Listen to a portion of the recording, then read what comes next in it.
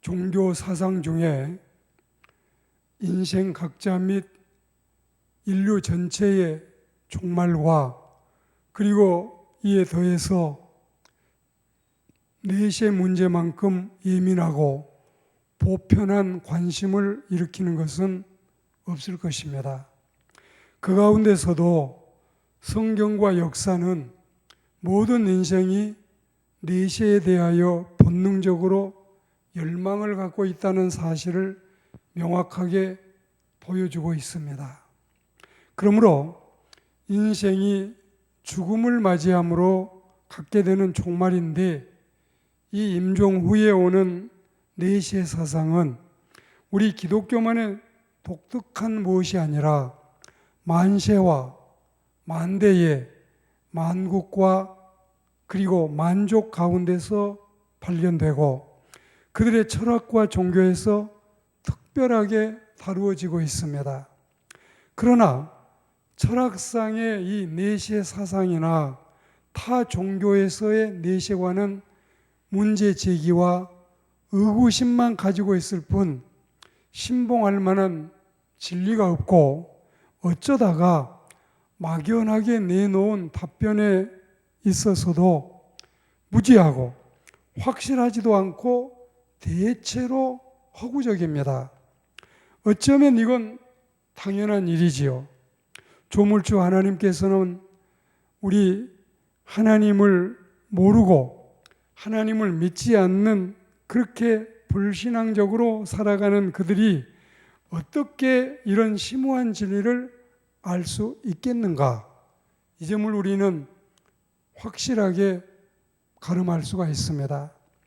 그렇기 때문에 우리 기독교의 경전인 성경 말씀을 통해서만 종말에 관한 진리의 계시와 내세의 교리가 분명하고 확고하며 신적인 권위와 확실성을 가지게 되는 것입니다.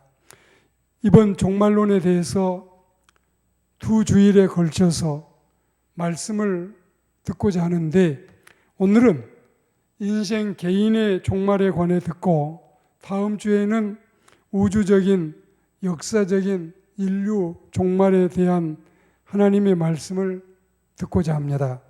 우리의 종말론과 내시관을 확립하는 중요한 계기가 되기를 기대합니다.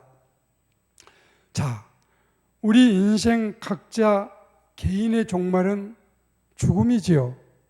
세월은 여상에서 전과 다름없이 흐르고 유구한 역사는 계속되고 있지만, 자신이 죽음을 맞이하게 되면 흐르는 역사와 상관없이 이 세상에서의 나는 종말을 맞이하는 겁니다. 사도 베드로는 본문에서 내가 이 장막에 있는 동안에 이렇게 함으로써 자신의 죽음이 임박해 왔다는 사실을 알고 자신의 죽음을 맞기 전에 신앙 공동체들을 바로 가르치고자 하는 의도를 보이고 있습니다. 장막은 영원한 집에 대한 임시 거처인데, 이른바 사람의 몸, 이 몸뚱아리 그리고 육체를 장막이라고 표현했습니다. 이렇게 우리의 몸을 장막이라고 할 때 영원히 죽지 않는 영혼이 진짜 베드로이고, 이내고 죽고 말 육체는 말하자면 참 베드로가 아닌 포장 베드로인 셈이지요. 그러니까 우리 육체는 진짜 베드로인 영혼이 일시적으로 깃드는 장막에 지나지 않습니다.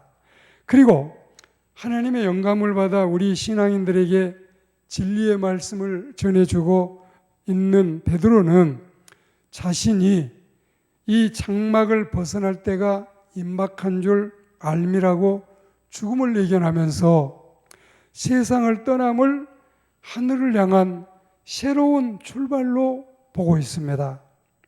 무릇 인생의 죽음이란 선민들이 가나안을 목표로 이집트를 떠난 것처럼 신자가 천국을 향한 마치 출애굽 같은 게 죽음이지요. 그래서 우리 인생은 죽음 앞에서 허망하나 내시의 소망은 커요. 세상 만사, 인생 경영이 물거품이고 일장춘몽 같다고 해도 하늘에 영원한 생명나라가 있지 않아요. 그래서 죽음 앞에서는 영웅도 장사도 호걸도 재상도 가치가 없지만 하늘이 있지 않습니까? 다만 불신자의 죽음은 허무하고 무상하지만 신자의 죽음은 복되고 또한 하나님의 은총이라는 사실을 성경은 말씀하고 있습니다. 자, 우리는 이런 개인의 종말이 언제일지 모르고 삽니다.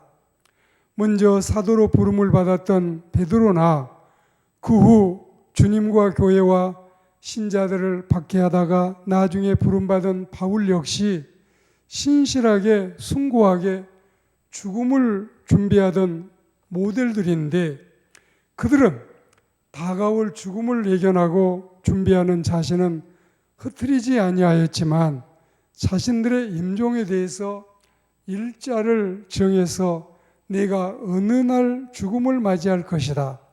이런 식으로 자신의 인생 종말에 대해서 나를 특정하지는 않았던 겁니다.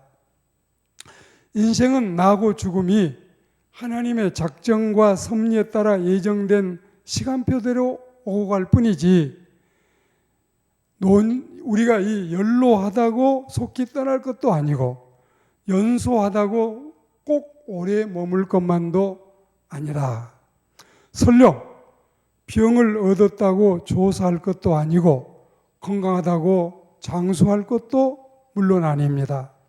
오히려 이와 반대일 때가 많이 있지요. 다만 인간의 생명은 하나님의 손안에 달려있을 뿐이라는 사실, 하나님께서 두고자 하는 자를 땅에 더 두기도 하시고 데려가고자 하는 자를 급히 불러가기도 하십니다. 생사 문제는 오직 하나님의 소관입니다. 인명은 제천이에요. 더구나 우리는 온갖 사고와 위험과 질병이 많은 불확실성 시대의 실존들입니다. 누가복음 12장에 등장하는 곡식 많고 재물 많은 부자 영감도 하룻밤에 황천길 불길이 되어 떠나갈 줄을 누가 알았겠습니까? 바로 그날 밤이 자신이 맞이하는 마지막 밤이 될 줄을 누가 감히 상상이나 했겠습니까? 그걸 알았더라면 그는 영혼 구원을 그토록 무시하지는 않았을 것이고 불행한 최후를 맞이하지도 않았을 것입니다. 자, 죽음 후에는 영생과 영벌로 나뉘게 되는 것입니다. 문제는 살아생전 하나님도 없고 내세도 없고 신앙도 없이 살았던 사람들이 문제이지 신자들의 죽음은 슬픔도 아니요 비극도 아닌 것은 틀림이 없습니다. 사는 것도 유익하지만 죽는 것 또한 유익하다는 고백을 들으면 아시겠지요. 신자의 죽음은 영혼과 육체의 일시적인 분리에 지나지 않는 것입니다. 그리고 지금 다분히 이분법적으로 흑백 논리나 영선 유각처럼 들렸을지 몰라도 실제로는 그런 개념은 아닙니다. 잠시 육과 영이 분리돼서 모든 수고를 그치고 잠자는 것이고 안식하는 것이지만 다시 부활할 때는 영혼과 육체가 결합되어 썩을 것, 욕된 것, 약한 것들은 완전히 다 제거가 되고 하늘에 속한 영광스러운 그야말로 영광스러운 영체로 부활한다는 것이 진짜 성경의 진리입니다. 그리고 신자들은 이렇게 부활해서 의인의 심판을 받고 상급도 받고 칭찬도 받게 되지만 주님 영접하기를 거부하고 불신앙으로 살다가 죽음을 맞이한 이들은 요한복음 5장 29절 말씀처럼 선행자의 생명 부활이 아닌 악행자의 심판 부활이 될 것이기 때문에 영원한 형벌이 그들을 기다리고 있는 겁니다. 성경은 말하기를 그의 경건한 자들의 죽음은 여호와께서 보시기에 귀중한 것이로다. 시편 116편 15절에 이 귀한 말씀이 있어요. 그리고 신약에 오면 요한계시록 14장 13절 사상에 지금 이후로 주 안에서 죽는 자들은 복이 있도다. 놀라운 역설의 말씀입니다. 이처럼 신자의 죽음은 행복과 안식의 시작이지만 그러나 불신자의 죽음은 형벌의 시작이요 고통의 출발이 되지요. 우리가 믿게 된 것을 감사하고 주께 영광 돌릴 이유가 바로 여기에 있다는 사실을 잊지 말아야 되겠습니다. 그리고 인생은 항상 죽음을 준비하고 살아야 함이 타당한 것입니다. 인생 필사의 원칙에 따라서 사람이 길지 않는 한 생을 살다가 임종을 맞이하고 죽어지면 그 후에는 최후의 심판대 앞에서 행한 대로 보응을 받고 양과 염소, 선인과 악인으로 양분이 됩니다. 성경은 야곱과 같은 깨돌이라도 하나님 말씀에 순종하고 신앙을 따라 살아온 사람들은 이미 수없이 약속하신 대로 긍휼하심을 따라 선인으로 인정하시고 복을 누리게 하십니다. 그러나 예수 그리스도를 구주로 믿지 않는 모든 인생을 악인으로 단정하는 성경 사상에서는 그들의 행위대로 엄중한 심판을 피할 수가 없는 것입니다. 이건 이미 성경에 수차 선포하신 대로이며 그래서 우리는 그들에게 복음을 전해 주었고 그래도 믿지 않았던 그들을 우리는 염려하고 그들의 장래를 위해 기도하는 것입니다. 이 세상에 사는 동안에도 가난과 질병과 무거운 짐을 지고 시달리다가 저 세상에 가서까지 혹독한 형벌을 받아서는 안 되겠습니다. 우리는 늘 그들을 위해서 울면서 기도하고 전도했던 일이 바로 이 때문이었습니다. 100년 살지 못하는 인생이 마치 한 500년을 살고 1000년을 살 거라고 길길이 날뛰고 기고만장하다가 그야말로 어느 날 갑자기 그야말로 호련히 순식간에 죽는 길로 가게 된다면 대체 이를 어찌하면 좋을까요? 대체 그들은 어떻게 하려고 저럴까요? 물론 그들도 걱정이지만 우리도 당연히 더 준비를 잘해야 되겠지요. 세상에서 가장 현명하고 그리고 지혜로운 사람은 자신이 세상을 떠날 때를 알고 죽음을 준비하고 사는 자들이 아니겠습니까? 부디 불신자도 그렇지만 신자들은 더욱 지혜로워야 되겠습니다. 사랑하는 교우 여러분, 죽음은 우리들로부터서 먼 곳에 멀리 떨어져 있지 않습니다.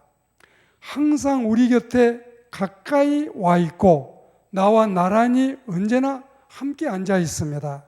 그래서 하나님의 영감을 받은 사무엘 전편 20장 3절 기록 말씀에 나와 죽음의 사이는 한 걸음 뿐이니이다.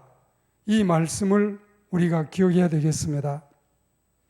과연 이 하나님의 말씀을 부인할 자가 그 누구이겠습니까? 하지만 문제는 바로 이것입니다. 아무리 죽음이 우리 곁에 가까이, 그것도 매우 가까이 있다고 해도 우리는 결코 허무주의와 세상 염세사상에 빠져서 소중한 인생을 한탄만 하고 비관만 할 것이 아니라 항상 죽음을 준비하고 주님을 맞이할 소망을 가지고 가치 있게, 보람 있게, 의미 있게, 뜻 있게 주님께 칭찬받도록 살아야 되겠습니다. 오늘 말씀의 결론입니다. 항상 코람되어 신전의식의 삶을 살되 언제 주님이 다시 오셔서 우리를 부르셔도 부끄럽지 않게 우리 주님 앞에 설 수 있도록 마라나타의 신앙을 가지고 복되게 살아가야 되겠습니다. 실로 우리 인간만큼 공허하고 각양각색이며 또 변화무쌍한 것도 없다고 하였습니다. 우리가 이런 부질없는 인생이란 이름으로 세상을 살면서 항상 오늘이 나의 마지막이라면 이런 비장한 다짐으로 살아야 되겠습니다. 내가 죽음을 맞이하는 날, 그때는 내 인생의 종말입니다. 결코 먼 훗날의 이야기가 아닙니다. 남의 이야기가 아닙니다. 바로 우리의 이야기며 바로 우리 눈앞에 다가온 엄연한 현실이요, 부인하거나 외면할 수도 없는 눈앞의 당면 과제입니다.